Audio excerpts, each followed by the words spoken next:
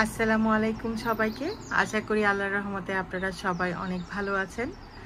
আবার আমি আমার ব্যালকনি গার্ডেন থেকে আরেকটা ভিডিও নিয়ে চলে আসলাম। তেমন কোনো আপডেট দেওয়ার কিছু নেই, তারপরে চলে এসেছি আমার ব্যালকনি গার্ডেন ইউকের এই নতুন ভিডিওতে আপনাদেরকে স্বাগতম। আশা করি আপনাদের কাছে ভালো লাগবে ইনশাল্লাহ। ব্যালকনি গার্ডেনের লুকটা একটু পরিবর্তন করেছি। যারা আমার আগের ভিডিওগুলো ফলো করেছেন তারা অবশ্যই জানবেন যে এই যে 3 টায়ারটা ছিল এটা এখানে এনেছিলাম নতুন করে, কারণ একটা শুধু ওইখানে ছিল। তারপর এটাকে আবার এখানে এনে এটা সেটা করেছি। তারপর আবার আসলে যেটা হয়েছে যে এইখানে এই দুইটা এখানে থাকাতে আর এই অবলিস্কের যে পটগুলো এই পাশে এনেছিলাম, তাতে করে যেটা হয়েছে আমার এই জায়গাটা একদম এক্সপোজড হয়ে গেছে। আমার যে এখানের বেডরুমটা আছে, তখন যখন এসে বেডে বসি আসলে বাইরে থেকে একদম সব দেখা যায়। এই জিনিসটা আমার কাছে একদমই ভালো লাগে না, কারণ দেখেন আমার ফ্ল্যাটটা একদম মেইন রোডের একদমই অপোজিটে। আর মাঝে মাঝে মনে চায় ঘরের ভেতরে বসে, বারান্দায় তো সবসময় আসা হয় না, মনে চায় ঘরের ভেতর বসেই একটু আমার বাগানটা উপভোগ করি। দেখেন কি সুন্দর মাশাআল্লাহ সামনের ফুলগুলো ফাঁকা দিয়ে দেখা যাচ্ছে। তো সেই কারণেই আসলে সেই অর্থেই এটাকে এখানের একটা র্যাক ওইখানে মুভ করা। আর এই জিনিসটাকে আমি চাইলে সুন্দর লাগতো যদি আমি এইভাবে রাখতাম, যেটা আগে ছিল আমার যখন ফুলকপির চারা ছিল। কিন্তু এইভাবে রাখার একটা রিজন হলো এটা ওয়ার্ম থাকবে। এই ওয়ালটা আসলে এই রোদটা যখন পড়ে, রোদটা যখন আসে আমার বারান্দাটায় প্রায় 1:30-2টার দিকে, তখন এটা যদি এখানে থাকে, রোদটা এই ওয়ালটার জন্য রোদটা পটের এই সাইডটাতে একদমই লাগে না, যেটা আসলে একটা কি বলবো, একটা মানে অত একটা উপকারে আসে না চারাগুলোর। তো আমি চিন্তা করলাম যে এইভাবে আসলে সুফল বেশি পাবে, সেহেতু এখানে রেখেছি। জানি আসলে ওই যে বললাম যে আসলে চারাগুলোর কথা চিন্তা করে কিছুটা লুক আমি কম্প্রোমাইজ করেছি, বাট আলহামদুলিল্লাহ একদম যে খারাপ লাগছে তাও না। কিন্তু এইটাকে এইখানে রাখলে আর এইটাকে নিয়ে ওইখানে রাখলে বেটার হতো, কিন্তু আমি চাইছিলাম না আমার শিমের চারাগুলো আমি সামনের দিকে দিতে, কারণ খুবই প্রচুর বাতাস হয়। মানে ব্যালকনিতে আপনারা না আসলে বুঝতে পারবেন না, যেহেতু আমি দোতলায় থাকি, খুবই প্রচুর বাতাস, প্রচুর একদম একদম হেলে দুলে ফেলে সব কিছু। সে কথা না বাড়িয়ে প্রথমে শুরু করছি।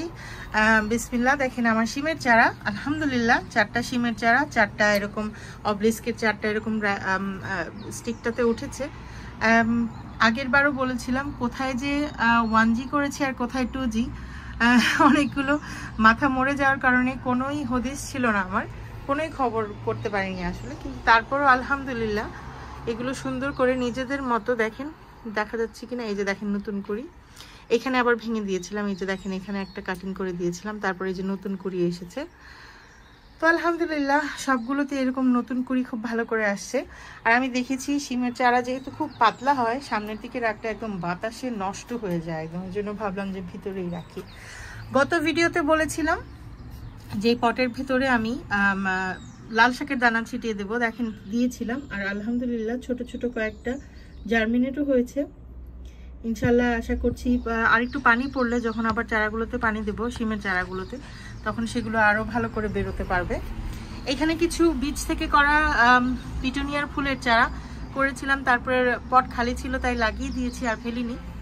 দেখেন আমার ফুলকপিটা এখনো হারভেস্ট করা হচ্ছে না, আসলে মায়ায় পরে হারভেস্ট করতে ইচ্ছে করছে না, নষ্ট হয়ে যাচ্ছে রোদের আলোতে। কিন্তু থাক, নাই বা খেলাম এবার, একটা জাস্ট দেখার জন্যই রাখলাম, যেমন আমরা ফুল রেখে দিই, নাই বা খেলাম, কি আর হবে। এখানে আছে ওই পাশে চটজলদি বলিনি, আমার 2টা ডালিমের চারা আমরা বীজ থেকে করা। মাশাআল্লাহ দেখেন পাতাগুলো এত অপূর্ব হয়, এত অপূর্ব হয় মানে বলে বোঝাতে পারবো না। আর এইগুলোকে একদম ওই কর্নারে দূরে রাখার আরেকটা কারণ এটাই যে মানে এদিকে রাখলে, সামনের দিকে রাখলে না একদমই বাতাসে পাতাগুলো নষ্ট হয়ে যায়, ঠান্ডার চেয়ে বেশি বাতাসে পাতা নষ্ট হয়ে যায়। দেখেন মাশাআল্লাহ আমার লাল শাকগুলো হাঁটি হাঁটি পা পা করে একদম খুবই স্লোলি বড় হচ্ছে আলহামদুলিল্লাহ, কোনো অসুবিধা নেই। যত তারা সময় নেক আমি একদমই চিন্তিত না। এখানে আমার ধনিয়া পাতা, আমি গত ভিডিওতে বলেছিলাম, হয়তো আমার খেয়াল নেই, আমি একজন ইউটিউবার আপুকে ফলো করি, উনি সুলতানা আপু, উনি করেছিলেন কালো, যে একটা কালো না ঠিক ডাটিটা পার্পল হয় আর পাতাগুলো সবুজ হয়, তো ওইটা করেছি। এখন পর্যন্ত ডাটিগুলো দেখে সবুজই মনে হচ্ছে, জানি না হয়তো পরে পার্পল হবে, আমার আইডিয়া নেই।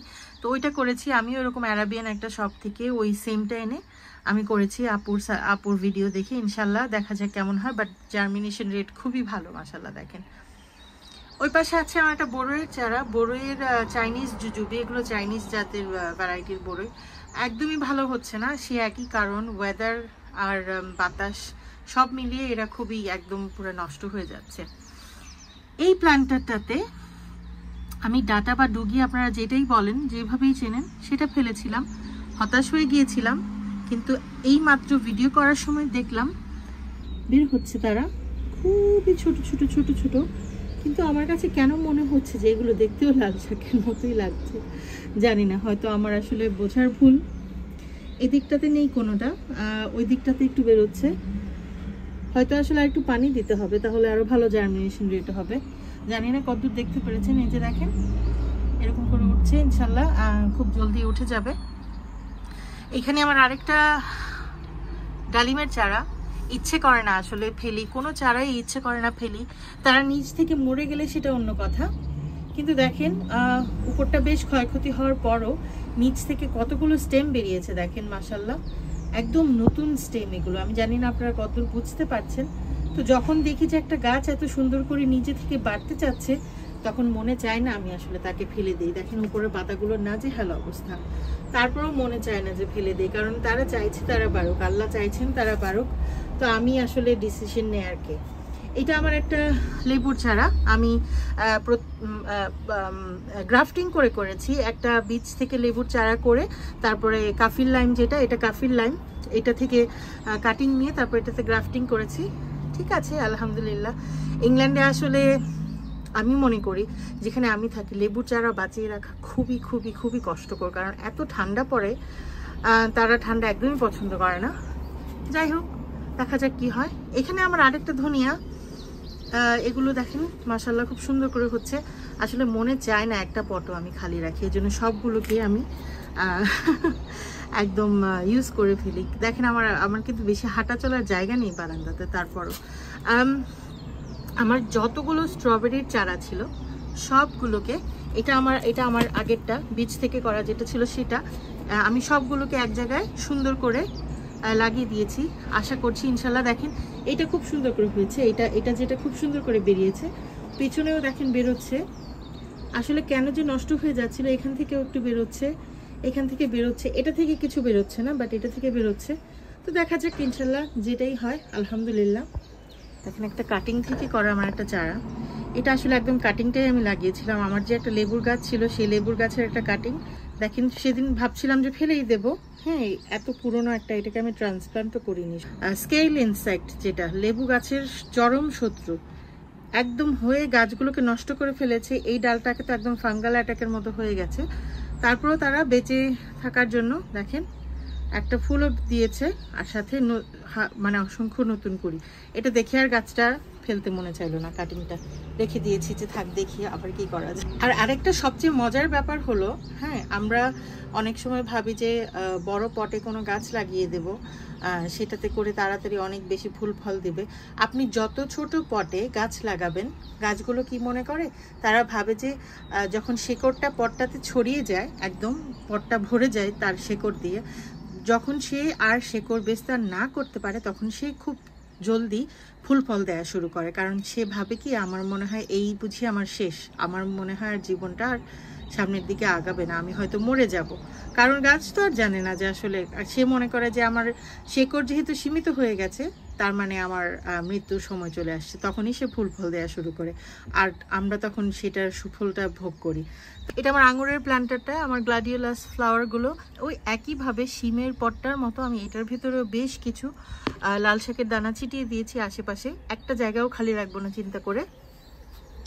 আঙুরের গাছটা ঠিক আছে, আমি প্রুনিং করে দেওয়ার পর আরও অনেকগুলো ডাল ছোট ছোট এদিক সেদিক থেকে বেরোচ্ছে, অসুবিধা নেই। এটা আমার আরেকটা পট, দুইটা মিষ্টি কুমড়ার চারা দেখেন, তারা এখনো মাটির সাথে কথা বলে, কিছু করার নেই। এই আমার দুইটা লাউয়ের চারা, মাশাআল্লাহ দেখেন প্রতিটা চারাতে এরকম লাউয়ের যেটা লাউ, যেটা ফিমেল ফ্লাওয়ার আসছে। কিন্তু আমি লন্ডনে অনেক ভাইয়া আপুদের ফলো করি, তারা লন্ডন না আসলে পুরো ইউকেতেই অনেকেই ফলো করি, তারা বলছেন যে আসলে তাদের গাছের মধ্যে মেল ফ্লাওয়ারে ভরে গেছে, কোনো ফিমেল ফ্লাওয়ার আসছে না। আর আমার একটা গাছেও, প্রতিটা গাছে শুধু ফিমেল আর ফিমেল ফ্লাওয়ার, একটা মেল ফ্লাওয়ারও আসছে না। দোয়া করবেন যেন আসে আর তাদের আমি পরাগায়ন করতে পারি। বেগুনের চারাগুলো দেখেন একদমই ভালো হচ্ছে না আসলে, এত বাতাস, আবার রোদে ঝলসে যায়, আবার ঠান্ডায়, মানে তারা খুবই চেষ্টা করছে বেঁচে থাকার। এই চারাটা মনে হচ্ছে যে আলহামদুলিল্লাহ, কালারটা দেখে মনে হচ্ছে, আমি আসলে জানি না সে কতটা তারা কিছু ফুল ফল দিতে পারবে। এই চারাটারও একই বেহাল অবস্থা, নাজেহাল অবস্থা একদম আসলে দেখেন। ঠিক আছে, তারপরও রেখে দিয়েছি। এইটা আমার আরেকটা বড়ের চারা। এইখানে আমি একটা জাতের ধনিয়ার বীজ ছিটিয়েছিলাম, খুব বড় বড় দেখাই, দেখেন ওই যে একটা আছে এখানে। এই যে এই ধনিয়ার বীজটা, আমরা যে ধনিয়া খাই, ধনিয়ার বীজ খাই, যেটা দিয়ে ধনিয়ার গুঁড়া বানাই, সেটা থেকে এটা অনেক বড় বড়। তো আমি দেখে ভেবেছিলাম, ওই যে আমার ওইটার সাথে যখন কিনতে গিয়েছিলাম অ্যারাবিয়ান শপটাতে, এটাও পেয়েছিলাম, ভেবেছিলাম যে এটা বেশ ভালো হবে, খুব তাড়াতাড়ি জার্মিনেট হবে, কিন্তু এটা জাস্ট জার্মিনেট হচ্ছে এখন, খুবই খারাপ অবস্থা। আমি আসলে বড় বড় দেখে ভেবেছিলাম যে বেশ ভালো হবে বুঝি, কিন্তু আসলে তা হয়নি। এখানে আমার কিছু সরিষা শাক আমি আলাদা একটা পটে অনেকগুলো লাগিয়ে তারপরে সেপারেট করে এইভাবে লাগিয়ে দিয়েছি। আমি আগেও একটা চাইনিজ পার্সনের একটা ভিডিওতে দেখেছিলাম যে এইভাবে করলেও হয়।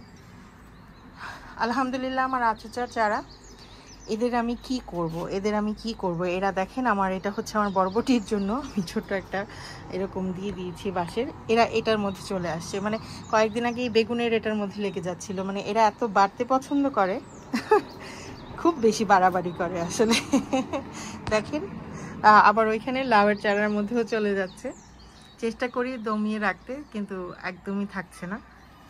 ভেতরের একটা আচোচা এত বেশি বড় হয়ে গেছে, এটাই আমার প্রথম ছিল। আর এটা কোনোভাবেই আসলে এটা ছিঁড়ে ফেলতে হবে, তাছাড়া অন্যগুলো বড় হবে না। তো এটা ছিঁড়ে ফেলবো ইনশাল্লাহ। এটা অনেক বড়, একদম মোটা সোটা হয়ে গেছে আলহামদুলিল্লাহ। এই চারাগুলোও বেশ ভালো আছে। আর সামনের দিকে এনে রেখেছি, আইডিয়ালি আসলে এটা পেছনে থাকলেই ভালো ছিল, বাতাসে নষ্ট হয়ে যাচ্ছে। কিন্তু ওই যে বললাম, একটা প্রোটেক্টিভ লেয়ার, যেটা যেন ভেতর থেকে না দেখা যায় আমার ঘরগুলো, সেই জন্য এটা এখানে রেখেছি। কিন্তু গাছটার ক্ষতি হয়ে গেলেও আসলে কিছু করার নেই, আমার আসলে আর জায়গা নেই একে আর অন্য কোথাও অ্যাকোমোডেট করার জন্য। দেখেন বড় হচ্ছে এরা আস্তে আস্তে, যেগুলো গত ভিডিওতে দেখিয়েছিলাম, আস্তে আস্তে বড় হচ্ছে আলহামদুলিল্লাহ। এটা আমার আরেকটা পট, যেটাতে আমি কিছু বরবটির চারা লাগিয়ে দিয়েছিলাম। বরবটির দেখেন ফুল আসতে শুরু করেছে আলহামদুলিল্লাহ, এটাতে মাত্র আসতে শুরু করেছে। এই চারাটা এই সাইডটা ঘুরিয়ে ওই পাশে ছিল, তো দেখলাম যে আসলে দেখেন বাতাসে পাতা নষ্ট হয়ে যাচ্ছে। এটা কিন্তু ফুল না, ওই যে সাদাটা, ওইটা পাতা নষ্ট হয়ে গেছে, তো আমি ঘুরিয়ে এই পাশে দিয়ে দিয়েছি। এখন দেখছি মাশাআল্লাহ ফুল ফুটে যাচ্ছে। এখানে আমার একটা লাউয়ের চারা, আর এই পাশে একটা মিষ্টি কুমড়ার চারা। দেখেন কি বাজে অবস্থা, ওই বাতাস, তারপর পাতাগুলো কেমন হয়ে গেছে, আসলে কি বলবো। মাথাটা দেখাতে চেষ্টা করছি, ওই যে মাথাটা, জানি না কিছু হবে কিনা, তারপর রেখে দিয়েছি, যে লাগিয়ে ফেলেছি। এত কষ্ট করে চারাগুলো মা লাগিয়েছেন, বড় করেছেন, ফেলে দেবো কেন। এই লাউয়ের চারাটাও বেশ ভালো আছে আলহামদুলিল্লাহ। উপরের দিকে জানি না কতটুকু দেখতে পাচ্ছেন, আসলে আলোটা আমার এগেনস্টে। এখানে একটা ফ্লাওয়ার, ফিমেল ফ্লাওয়ার, আর ওইখানে একটা আলহামদুলিল্লাহ। আমার ছোট্ট একটা বারান্দায় লাউয়ের চারা লাগিয়েছি, গত বছর শিম হয়েছে, এত সুন্দর পার্পল ফ্লাওয়ারিং হয়ে ভীষণ ভালো লাগা কাজ করে আলহামদুলিল্লাহ।